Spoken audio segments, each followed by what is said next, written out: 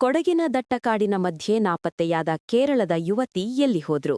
ಚಾರಣಕ್ಕೆ ಹೋದ ಐಟಿ ಉದ್ಯೋಗಿ ಶರಣ್ಯ ಮಿಸ್ ಆಗಿ ಇಂದಿಗೆ ಬರೋಬ್ಬರಿ 3 ದಿನ. ಈಗ ಶೋಧಕ್ಕೆ ಇಳಿದಿದೆ ನಕ್ಸಲ್ ನಿಗ್ರಹ ಪಡೆ. ಆಕೆಯ ಕೊನೆಯ ಫೋನ್ ಕಾಲ್ನಲ್ಲಿ ಏನಾಗಿತ್ತು? ಕಂಪ್ಲೀಟ್ ರಿಪೋರ್ಟ್ ಇಲ್ಲಿದೆ.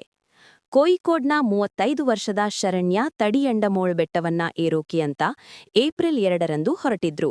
ಬೆಳಗ್ಗೆ 8:30ರ ಸುಮಾರಿಗೆ ಟ್ರೆಕ್ಕಿಂಗ್ಗೆ ತೆರಳಲು ಅರಣ್ಯ ಇಲಾಖೆಯ ಚೆಕ್ ಪೋಸ್ಟ್ ಬಳಿ ಈಕೆ ಬಂದಿದ್ದಳು.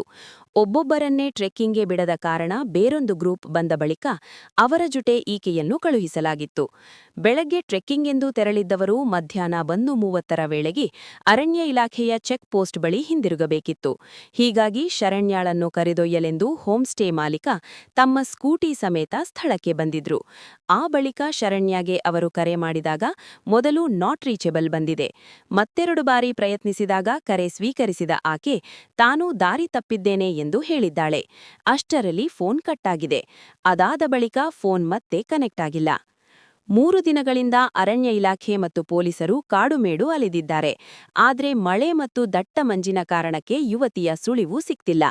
ಆನೆಗಳ ಹಾವಳಿ ಇರೋದ್ರಿಂದ ಈ ಶೋಧ ಕಾರ್ಯ ಸವಾಲಾಗಿದೆ. ಹೀಗಾಗಿ ಈಗ ನಕ್ಸಲ್ ನಿಗ್ರಹ ಪಡೆ ಅಖಾಡಕ್ಕೆ ಇಳಿದಿದೆ. ಬೆಟ್ಟದ ತುದಿಯಿಂದ ಪಾತಾಳದವರೆಗೂ ಎಎನ್ಎಫ್ ಸಿಬ್ಬಂದಿ ಈಗ ಹದ್ದಿನ ಕಣ್ಣಿಟ್ಟು ಶೋಧ ಮಾಡ್ತಿದ್ದಾರೆ. ಲೇಟೆಸ್ಟ್ ನ್ಯೂಸ್ ಅಪ್ಡೇಟ್ಸ್ಗಳಿಗಾಗಿ ನಮ್ಮ ಚಾನೆಲ್ ಸಬ್ಸ್ಕ್ರೈಬ್ ಮಾಡಿ. ಧನ್ಯವಾದ.